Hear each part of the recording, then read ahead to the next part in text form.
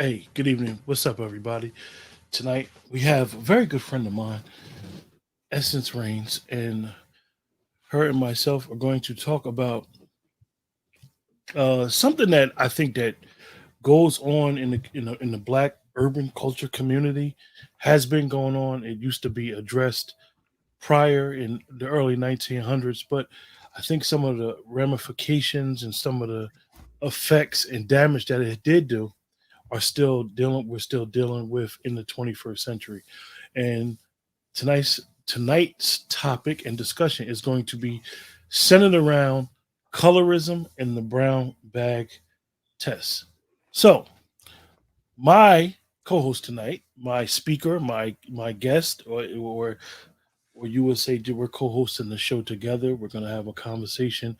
Her name is Essence Reigns, and I will just say that the biggest title that she has is the anti-influencer, and I'm going to allow her to explain exactly why she believes she is perfect to be called the anti-influencer.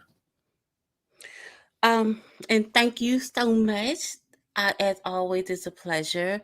What's good, everybody? I am Essence Reigns of the Center for Unique, and I am the anti-influencer, aka the villain. And it is because an influencer, they have influencers have, and this is a fairly new term, and they have a platform of which they influence people to do things. They sit on a platform and they speak their opinion, and they have this following that they can manipulate, because that's really what it is. They're manipulating them to believe or think or do certain things.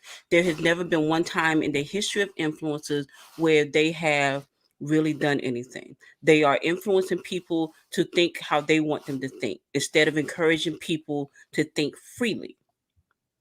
I am the anti influencer.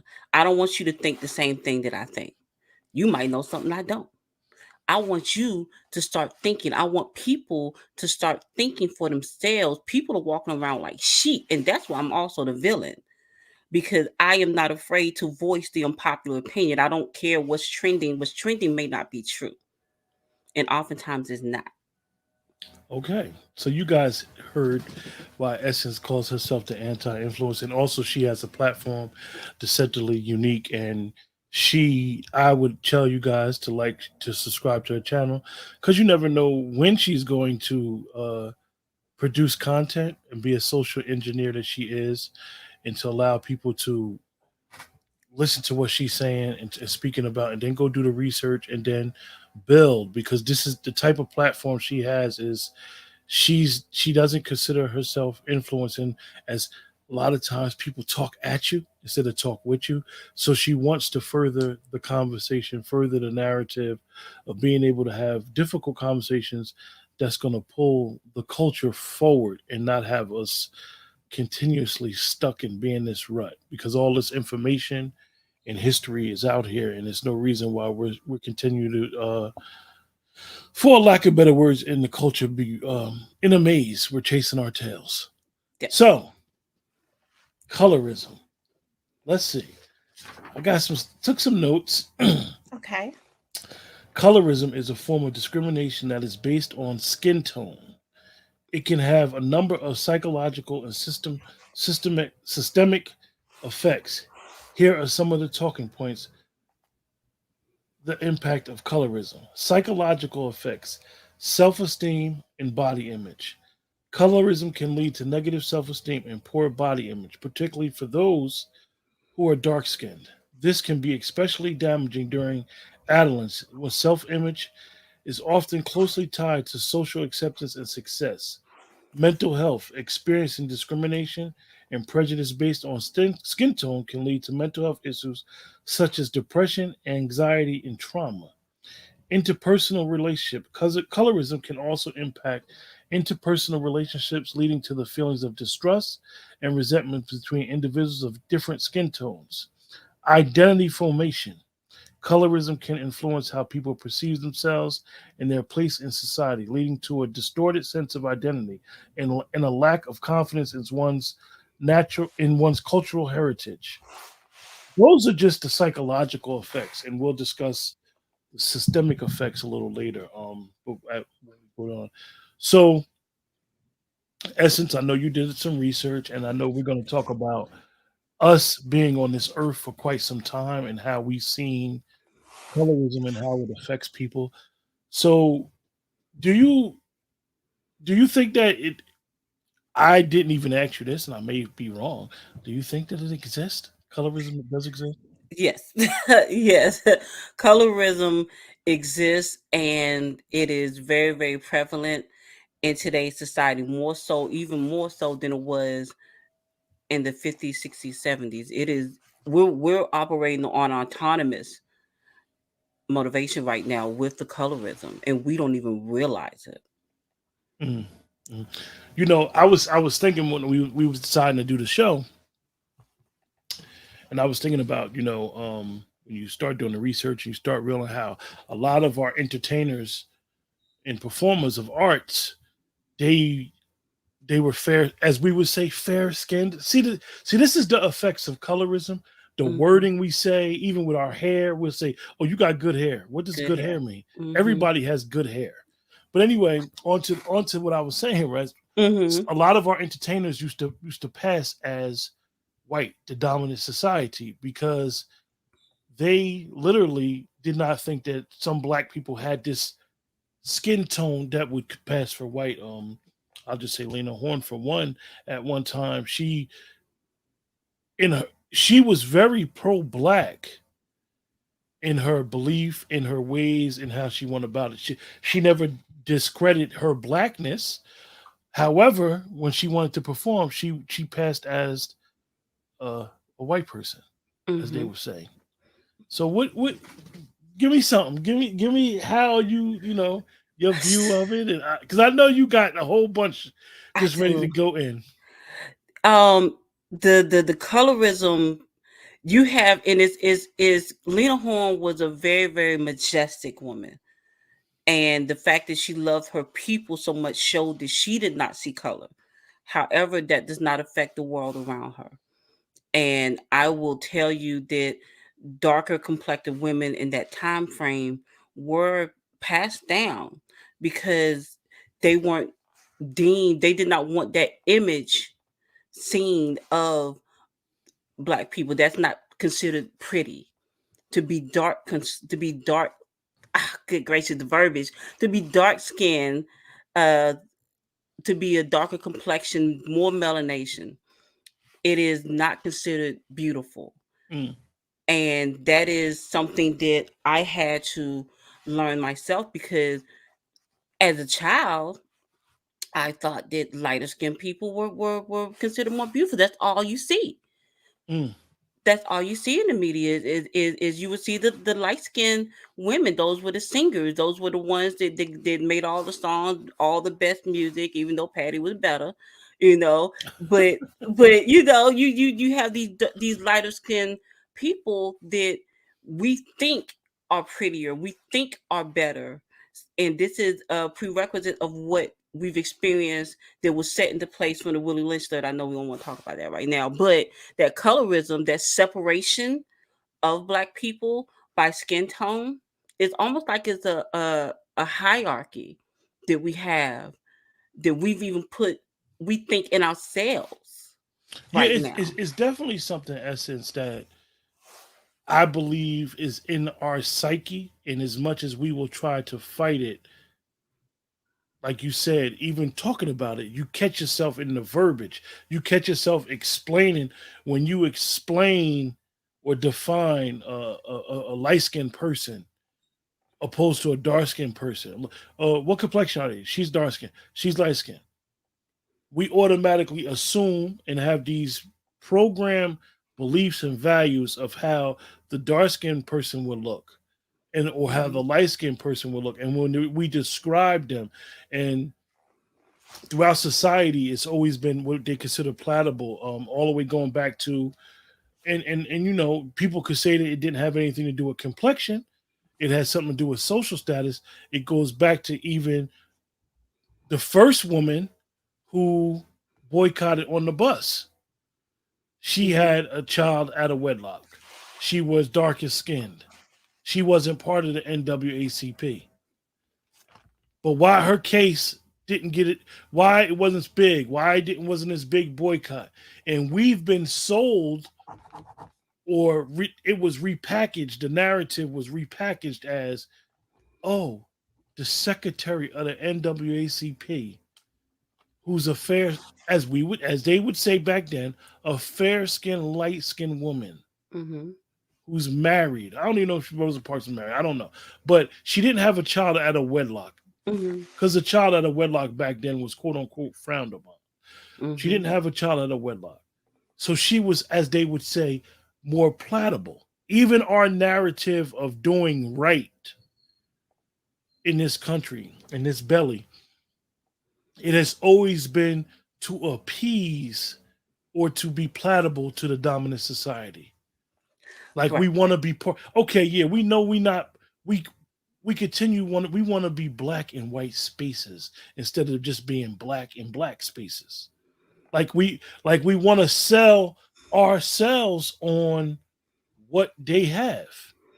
And Mm-hmm. this is a dangerous psychological thing, and we could go on and on, even to and I'm not going at everybody from the NAACP, but even going back to Thurgood Marshall. Why was he was a lawyer for the NAACP? Mm-hmm. He also was an informant with the FBI, right?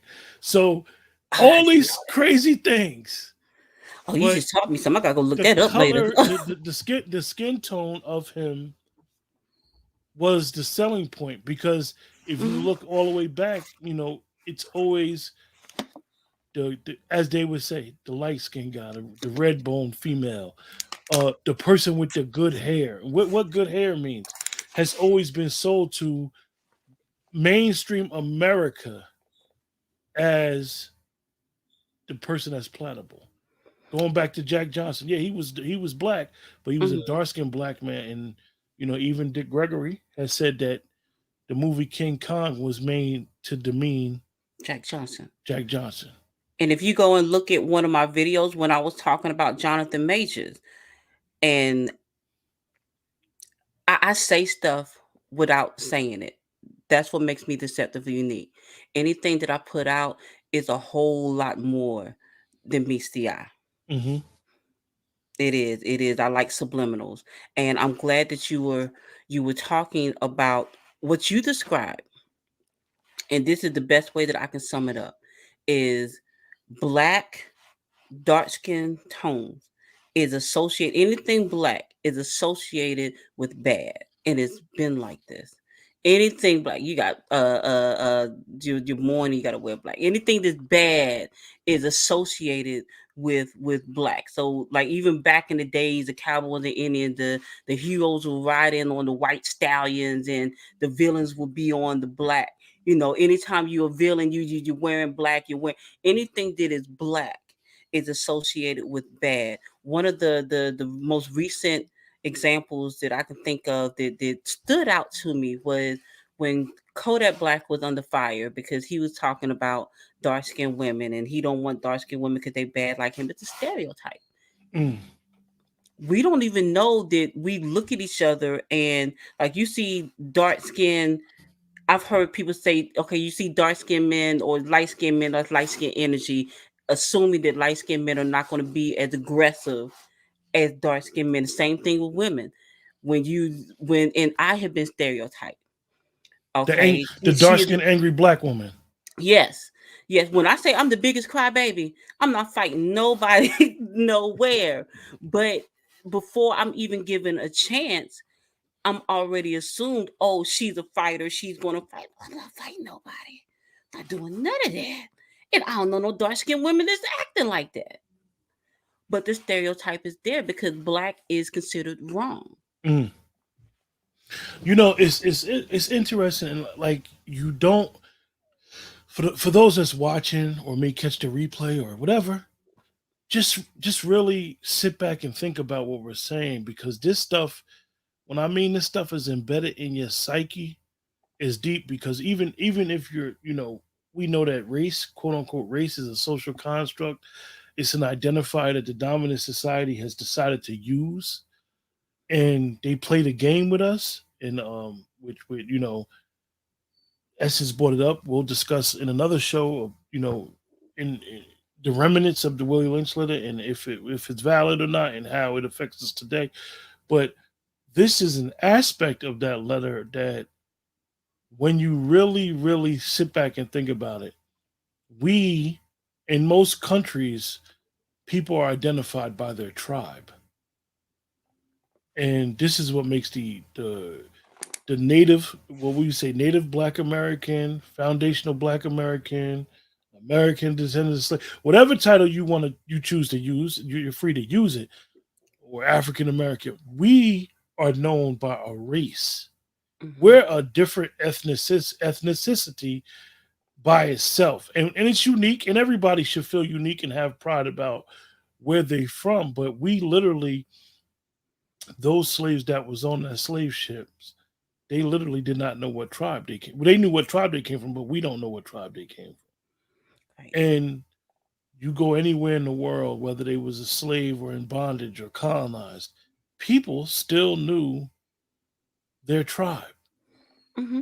Oh, I was from this tribe in Africa. They don't say, "Oh, I'm African." They only say, "Oh, I'm African" when they talking to non-Africans. When they talking to other Africans, they'll tell you, "Oh, I'm from Ghana. I'm from this tribe," and the Mm-hmm. name of the tribe that they're from, and it's thousands of tribes. So this is the unique thing that we begin to use. The dominant society begin to identify as black or colored, or as they try to say now, people of color, black and brown people, which is crazy. And then we picked up on it, so then we started calling each other that, and then this is where these shades come into effect. So it's, Mm-hmm. it's very interesting. So some of the systemic effects from it is employment. We've Yes. seen it. Employment, colorism, you Mm-hmm. know, darker skinned people come in there. Oh, you're overqualified. Mm-hmm. Someone who may be a lighter skin may come in there and be able to, quote unquote, and a lot of times the person is using their skin tone as a way to navigate. A person Mm-hmm. that may be lighter complexion may be like, I got the complexion for the connection. Let me go up in here and bust it up, bust this out and get this job. Because Mm-hmm. she or he, as we would say, may be light skinned with nice eyes, nice color eyes. Mm-hmm. The lighter your eyes, the less melanin you have. But we ain't gonna talk about that right now, right? Mm-hmm. So, Mm-hmm. education, and this is important too. One of the systemic things, colorism can also impact educational opportunities, with darker skinned individuals often being excluded from elite institutions and programs. And we'll discuss that when we discuss the origin of the brown bag test. Because Okay. I think that when we discuss that, we need to understand that the brown paper bag test and what happened and the origin of it. Most people can't say when it started, but we know where it started and how it was being used. Housing and wealth. Okay. Um, if you go historically back into these elite societies, the blue vein people, Mm-hmm. the people, they were very light skinned people, and they were of as people would say, the boule, the elite, the creme de la creme Mm-hmm. of Mm-hmm. of the culture. And literally, if you were darkest skin tone person, you were looked at differently. Yes.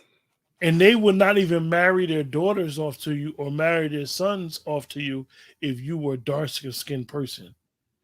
And it allowed went to inbreeding and all this other sick mess that happened because they were so scared that they would have an offspring of a darker complexion. Mm-hmm. Mm-hmm. Criminal justice. Colorism can also impact the criminal justice system, with darker skinned individuals often receiving harsher sentences and being subject to more aggressive policing tactics. Oh, we see this. Um, I know in New Jersey has what, when I used to live in Jersey, most people thought I was crazy when I said it. But New Jersey has what they call a drug dealer profile. The drug dealer Really? profile in New Jersey is blue jeans, Timberlands, white T-shirt, and dreadlocks hair. Isn't that half of Jersey? And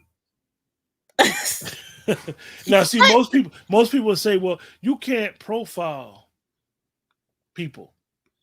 People get profiled every day. You're not supposed to get Mhm, profiled according to race." And this is where racial profiling became prominent in New Jersey. However, they, like any other police organizations, they have markers. And even when you have a mass murderer, they have markers. They'll say mhm, the unsub doesn't fit the profile, or the unsub fits the profile, because they have a profile of who would commit certain crimes. mhm. So they have a drug dealer profile. So this speaks about that, where you target uh, in a particular area street level dealers, and it could be based off of race, based off of clothes, based off of look. It's got to be based off of something. Yeah, Uh, do this yeah. person have a job? Do this person go to work every day? Do this person have kids? Do this person got a family? So I think that this is so broad, and it happens so much that we don't even understand the impacts of how this social construct of race and colorism and brown people bag test has affected and destroyed our community. So that was just some of those things from the systemic effects. And I hate. I want to go back real quick to something you said that really stood out, and I want to explain what I've learned because I'm a work in progress. Like I am learning so much about what has been done to our people. We have never been debriefed from slavery, and there have been things, Say that again. events. We've never been debriefed from slavery ever, and they have erased our history. Now I'm gonna tell you some sneaky slime ball stuff that they did, and I don't have the specific dates. I just learned it, but the Census Bureau for the United States. I'm thinking back in the 1800s. So, and this aided to the colorism and the separation of Black people. They kept changing our name. So at first we were labeled as Negro. Well, actually before that, I believe it was we were labeled. It was a the label was free white man. So the Census Bureau would go around and take census of what they think the race of the person was. And I'm going to have to give you. I'm not sure if you've heard that or if you're familiar with that. Like I said, I'm just learning it, and forgive me for not Hmm. having all of the information right here. But the That's cool. Census Bureau aided in the further disconnect that we have from who we are, whether we Black people, whether we African American, whether we Negro, whether we whatever it is, foundational Black. They aided to that confusion. Hmm. And then with us already not knowing our history, when you were saying that people came in off the slave ships, and we don't know none of our history. We don't know none of that, which gives more aid to in the confusion of the colorism and why we don't know pretty much anything. Anything. And the confusion is there, and we don't realize what it is that we do. Yeah, it's interesting.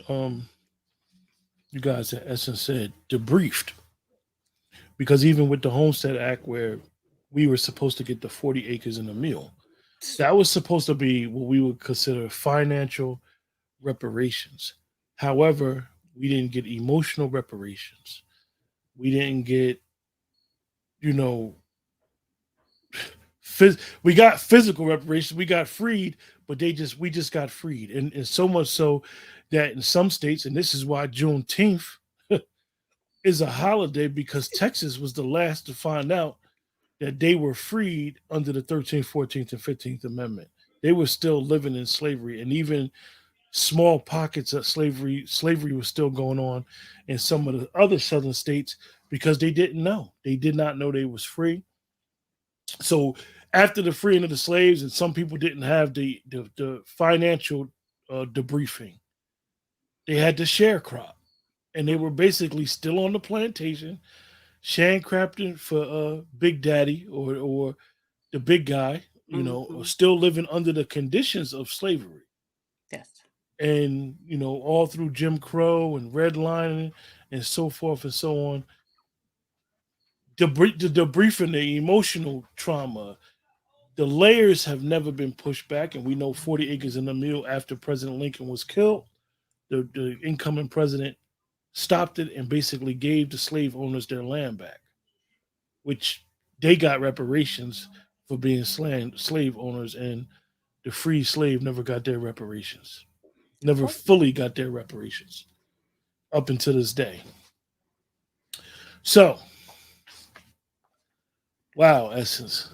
That's an interesting word that you said, debriefed. it's the truth So though. in that classification, like Essence Mm-hmm. brought up the classification of people. In that classification that the Census Bureau did, they had this during the Homestead Act. A lot of the people was called freedmen, and this is actually where a lot of people don't know the FDIC, the banking system, has an insurance on it, and it basically got started because the Freedmen Bank went into default. All of the free slaves, because they were the laborers, had all the money. Mm-hmm. They had everything. Because we have to understand that the slaves that was brought over here were not what people would say is pheasants. These were skilled workers. They knew how to crop. They knew how to grow sugar. They knew, most people will say it was cotton. They knew how to agricult the land. And this is why they built the country, literally built it with their blood, sweat, tears, and labor because they were skilled workers. Mm-hmm. So after the Homestead Act and the Freedmen Bureau was established, they had a bank, and during this time, for make the case, they lost a bunch of money in this bank, and this is where the FDIC came into effect. So we got to understand that when Essence speaks about being debriefed, up until this time, we probably still have never been debriefed. The bondage, the carnage is still remnant, and it's remnant in what they call the brown paper bag test. They would literally have a brown paper bag taped or something on the door of an establishment, and if you were darker than that brown paper bag, you guys, you could not go into that establishment. And a lot of these establishments were black owned establishment. So when you hear everybody say, "Oh, support black business," they wasn't saying support black business the way we say it nowadays. Back then, they was saying, if you darken in that bag, don't come up in here. And this is really, it's really sad to know that this was going on. Yes. Yes. It is. It is exceedingly sad that we as black people, and that is the whole thing about colorism. It's not even so much as what other races think about us. Okay, the black people, the black races, we're not going to be universally accepted. Okay, the colorism was implemented for us to be divided from each other, because if we are ever united as a race, it's going to be a problem, because we will quickly find out that we don't need, just like you were saying, we want to be black in black spaces. Us being black, minding our black business in our own black spaces, is America's worst nightmare. And that's essence. You bring up a good point, and that's one of the things that I question with being a student of life. I will say are we on the right path with saying as a race, because race at the end of the day, no other race, or what we would say color, Mhm. unites with race. I know people always say, and you've heard me say, the dominant society. When I mean the dominant society is a lot of times it starts with the Anglo-Saxon, Mhm. and from the Anglo-Saxon you have the Irish and the Italians as well, and a lot of times other ethnic, I'll just say ethnic backgrounds, what they do is they assimilate. So you'll think that you're talking to an Anglo-Saxon, and you'll literally be talking to an Irish person. Blacks and the Irish were very close in the late 1800s, early 1900s. They were basically, for lack of better words, and people may kill me for saying this word, but they were basically our cousins. Their flight and their fight and their flight was literally identical with us. They was dealing with a bunch of stuff in Europe with the Anglo-Saxon. We were dealing with the Anglo-Saxon over here as the dominant society, and for some reason that relationship went bad, and it has never been the same. And even so much so more with our I'll say our Italian cousins, because if you look back at the history of the Italian American and the Black American in this country, we were close with them. But for some reason, some things happened, and the assimilation started where they Mhm. assimilated. So a lot of the Irish, for most people that don't know, a lot of the Irish became the police. Like in the Northeast countries, they became the police. I don't know. A lot of the Italians got involved, and it's deep because you can even ask some of them, like, you Irish, and do you realize the connection that you have with the Black Americans? A lot of them don't know.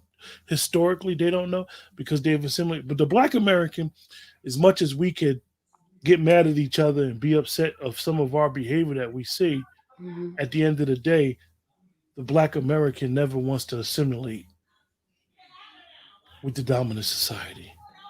Joker a shoe shuffle and we'll get mad as heck at him, but they know deep down inside, as the late Paul Mooney used to say, you're gonna have your nigga wake up call, so you better remember who you are. And as I had to say that just to put a smile on your face because that's how it goes. Yes. We never want to assimilate with nobody. We want to be unique. We want to be different. We just different. We cut But from a different cloth. we are different. Mm. We are different, and ah, we do. Listen, I don't even know who. I don't mean no offense, but we do not have the Neanderthal gene. I know this has nothing to do with anything, but it could be a reason why they have gone so. The dominant society has gone so hard to one eliminate our history. We don't know our history. We black folks in America. We have an identity crisis. We don't know who we are. What we do know is we do not possess the Neanderthal gene. There is something significant in that. It is. It's something significant in that. We are different. There is something different about us. Genetically, there's something different about it. We don't know what it is, though. But I do know it's something different.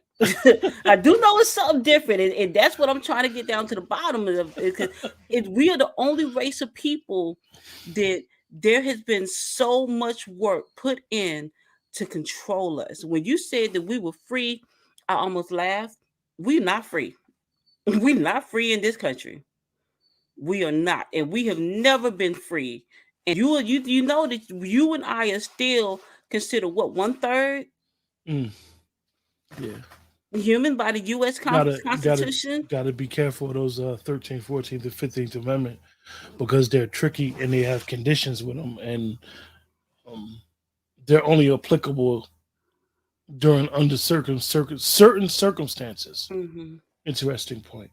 So the definition of the brown bag test is the brown bag test was a discriminatory practice that emerged in the United States during the early 20th century. It involved using the brown paper bag to determine whether a person's skin color was light enough to gain entry into certain social clubs, organizations, and institutions.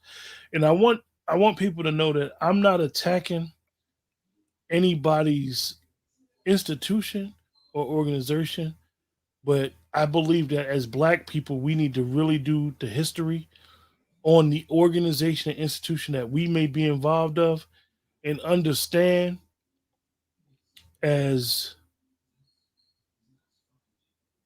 the late excuse me, not the late, as Claude Anderson used to say, that the black people are America's dirty little secret, that we need to go to the history of these organizations and understand the role that they play in upholding white supremacy and the laws of the dominant society. Hmm. So if you're in an organization, please find out, do the research of the said organization, and realize what was going on, and if the brown paper bag test in particular was a part of that organization. The origin of the brown paper bag test are unclear, but it is believed to have emerged in the African American community as a way to exclude darker skinned individuals from certain spaces. This practice was later adopted by some white institutions and organizations and spread throughout the country. Hmm. Impact of the brown paper bag test. The brown paper bag test has a significant impact on those who passed it and failed it. Those who passed were often given the preferential treatment and access to resources, while those who failed were excluded and marginalized. The test reinforced colorism, a form of discrimination based on skin tone, and perpetuated negative stereotypes about darker skinned individuals. The legacy of the brown paper bag test. The legacy test can still be felt today in American society. Colorism continues to be a pervasive issue, and the brown paper bag test serves as a reminder of the ways in which systemic racism has been ingrained in American culture. Efforts are being made to acknowledge and address the legacy of the brown paper bag test, but there is still much work to be done. Absolutely. Wow. Absolutely. Can you imagine you and your family, and let's say your everybody in your family is darker complected, and y'all are going to the movies owned by black people, and there's another family that is lighter, and both of y'all get there at the same time, but this family that's lighter, they're able to go into the theater and have fun, and while you and your family have been turned away. So your children are now seeing this, and what it causes within them is a sense of resentment. It can also cause, like you were saying, the psychological damage, inferiority complexes. And this is what we did to each other, which is really, really sad. And this is stuff that continues now. It really has not stopped. It's gotten, in my opinion, it's gotten worse. Even though you cannot discriminate to the point where you leave people out, the discriminatory practices have reached, there is change now, so that, okay, well, she's not is Ice Spice, for example. Okay, beautiful young lady. She is really, really light. I will tell you that little girl ain't got no talent. Mm. She just got booty and she got that color, which is beautiful because she black. I think all black is beautiful. So On you the think other, so mhm, you think that basically she's passing because of the complexion of her skin. yes, she has no talent. I'm a hip hop head. I love hip hop. I love good music. I'm not one of those people that, after something has reached after, when you get a certain age, you don't want to listen to all the young folks music. Oh man, all that music trash. I'm not like that. I like good music. And I have tried to listen to her music because she's a young black woman. She is trash, but she is gorgeous. On the other end of the spectrum, you have Dochi, who is lyrically better by far. She can dance, like she's multi-talented, writes her own stuff. Have you ever heard of Dochi?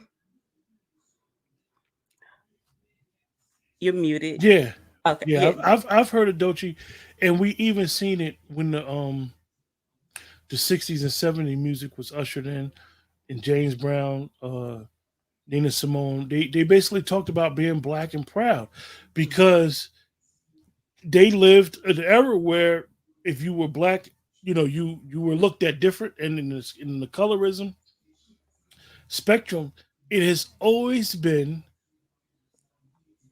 presented, programmed, served to us as a lighter skinned person was more Mhm. palatable, Mhm. more talented.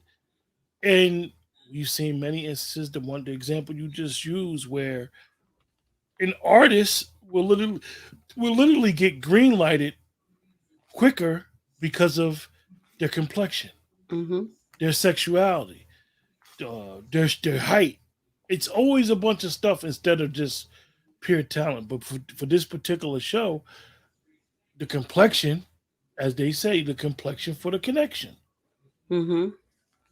Well, I'm gonna tell you, it is so bad. Colorism is so strong. Don't nobody want to be black. When you mention the Italians and the Irish and how they uh forgot that we used to be cool, it's because don't nobody want to be black. Don't nobody want to be associated with black. When you look at other countries, when they are advertising for visitors for their country, it can like Polynesian country, anything like that. If their spokeswoman, spokesman, they are the lightest complexion that every you can and find. that's just not in America. Hmm. Like you said, you dealing with other countries and you see it. Like I remember one time I knew this African brother I was real cool with, and he literally did not know. He knew it was black people in America, but it basically wasn't on the brochure. It wasn't served. So when he got to America, he basically said it was a culture shock. He didn't know it was black people like this, black people disenfranchised in jails, institutions. Basically, as he would say, living. He knew about living out in a village, but he said the hood was his village, and he was able to, as he said, felt comfortable. But that he was sold the American dream was sold the white family or the mixed Hmm. race family for nowadays, because back then, this was 25 years ago when we had this conversation, but even today, now they do the mixed family. They don't show the black Yes. husband and wife. No. They'll show a black man with a white woman that's platable, or a white man with a black woman. They don't Yes. show the black family in the images, and this is what Dr. Cosby tried to do with his shows, was show that it is a black family that's functional, that's not dysfunctional, that's Hmm. educated, that's teaching their kids right, teaching people to go to college. And you even see we've gotten so far away from it that we don't even see that on our shows now. No. Any show that I was a couple weeks ago, I was going over some stuff with Shamar Moore, and he Hmm. was talking about he was the only lead black actor in a show. And he is the only lead black actor on network TV, male, Okay. for SWAT. That's crazy. That is Like crazy. one person? That is again is black is associated with bad. That is the stigma that we have, and the darker you are, the worse people are going to look at you. Anything, everything is black is always associated with bad. Nobody wants to be like that. Nobody wants to have that on the show. It's not marketable. It is, but it's not marketable. And we don't even realize that we refuse to educate ourselves on the origins of it, on the effects of it, on just even looking at ourselves to see if we suffer from the biases of it. Mm. Oh, we definitely suffer from the biases of it. And because it's so embedded in our psyche, we have to be very, very careful not to practice it in our daily life. Like you said, a person could be going to the store and you see a darker person, and now people go too far. You'd be like, oh, he had a hoodie on. He looked it suspicious. What does Yes. looked it suspicious mean? They Because look we black. have these preconceived stereotypes. If you got to go somewhere where you see somebody that looks suspicious, maybe you shouldn't go there. But if you go into places that look suspicious or somebody looks suspicious, I went to an establishment this weekend, and every time I go in here, I literally get frustrated. But I was doing some traveling, so I got going this spot, and it's been almost last October was the last time I was there. Mm. So I go and I gotta use the bathroom. Mhm. Oh, they got the bathrooms locked. I'm pissed. This is a Okay. public store. Right. The transition store. It's got gas outside. So this is a public store. I don't even want to mention the store because everybody knows that I go on about this store. Okay. So the bathroom is locked. So then I go to the young lady because I gotta use the bathroom. I done traveled, I done drove. Ask the young lady, I need to use the bathroom. So she's giving me the speech while the bathroom is locked. So she's like, yeah, we keep the bathroom locked because of the homeless people, the drug addicts, this, that, and the third. I said, where you live at? So she lived about 10 miles from there. I said, these are people. Mhm. I said, you lock in the bathroom for your people. Regardless of who they are and what their living condition is, these are people. Mhm. So now, she let me in. She would take it as sarcastic. I said it being sarcastic, but I wanted her to think like, you know, I get what people do in the bathrooms. You got somebody washing up in the sink, whatever somebody's going in the bathroom to do. I don't want to be the type of person that's going to be judgmental because you don't know a person's condition and you don't Right. know what condition you may be in tomorrow. Right. Right. So I come out of the bathroom. So now I want a soda. Right. Mhm. So I go to the fountain. I get the soda, which I shouldn't have been drinking, get my ice. Right. So as I'm getting the soda, I come out. I'm like, damn, I got this nice soda.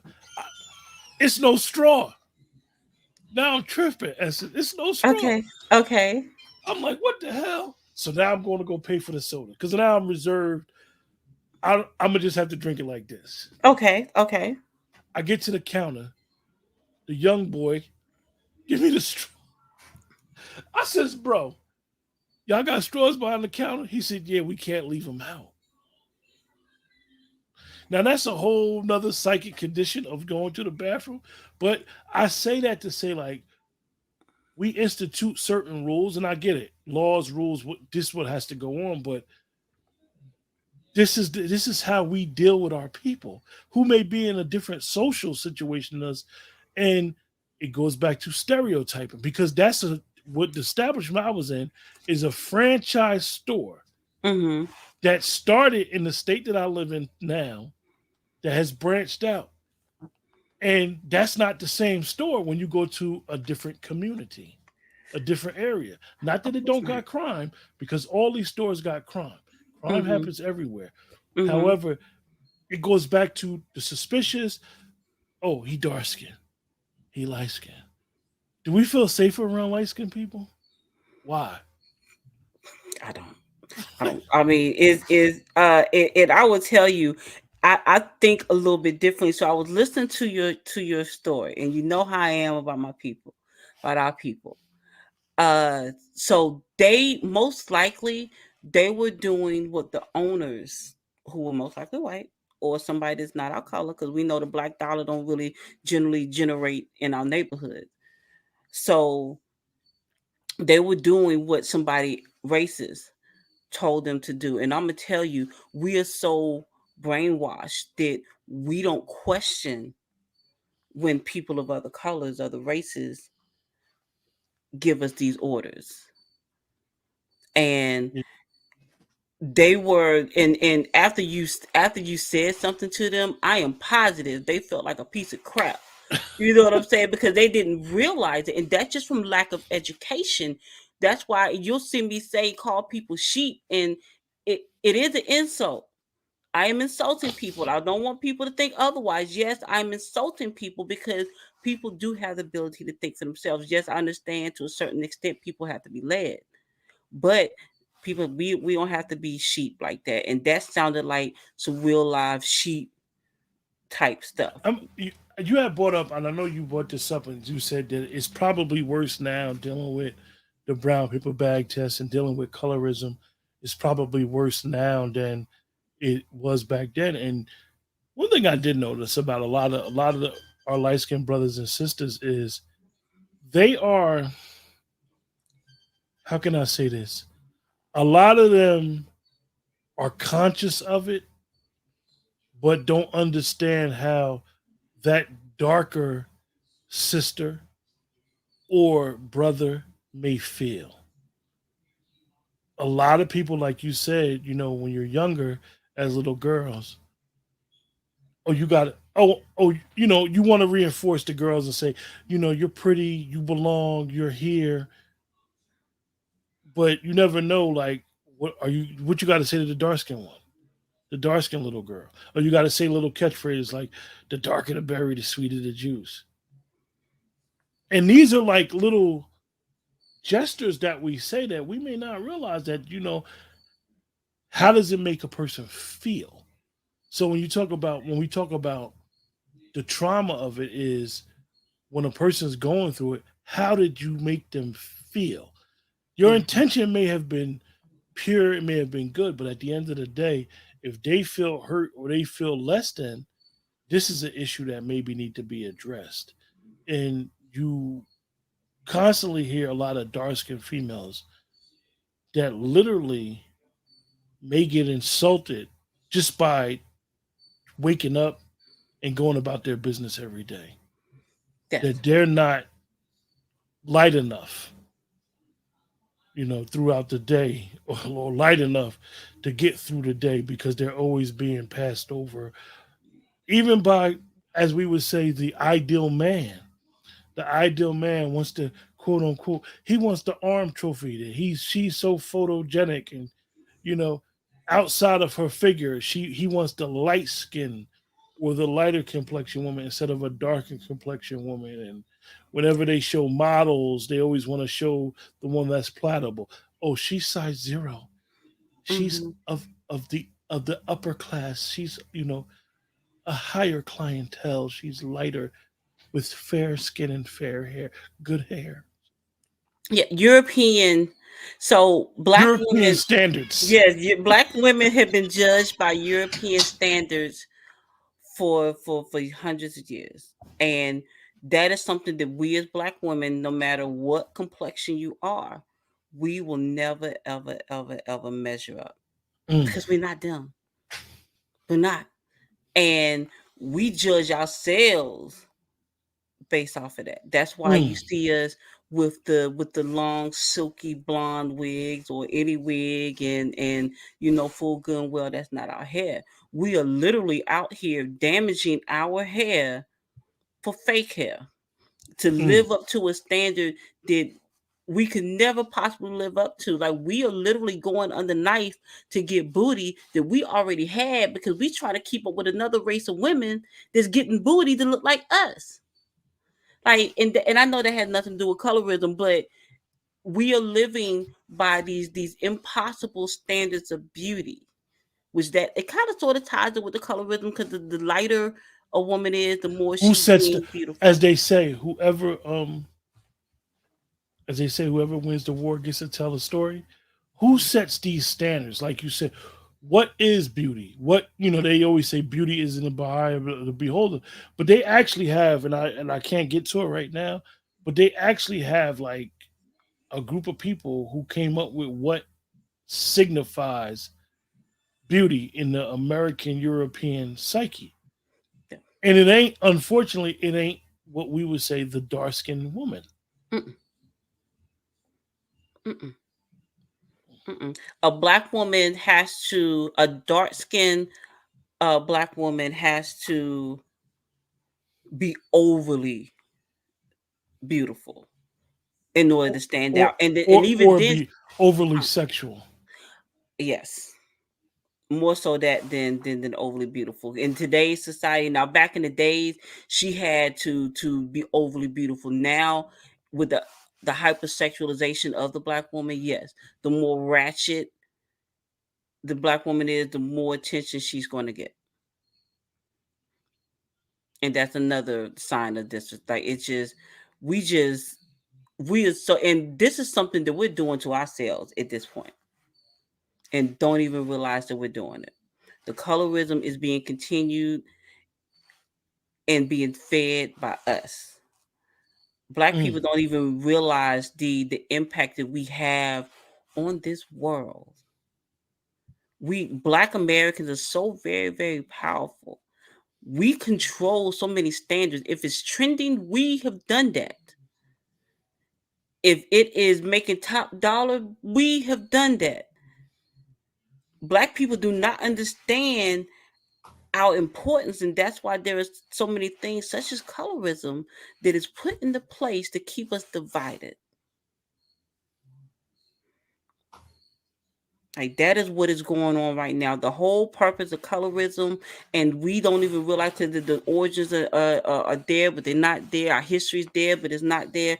Everything is designed for us to be divided. The man, the race that does not know their history is doomed to repeat it, and we don't know our history. We don't know why we're doing the stuff that we're doing right now. We're not even following tradition. We're doing everything we can to get away from tradition. So with a little bit of history we had, we're not even gonna have that in the next 10 years.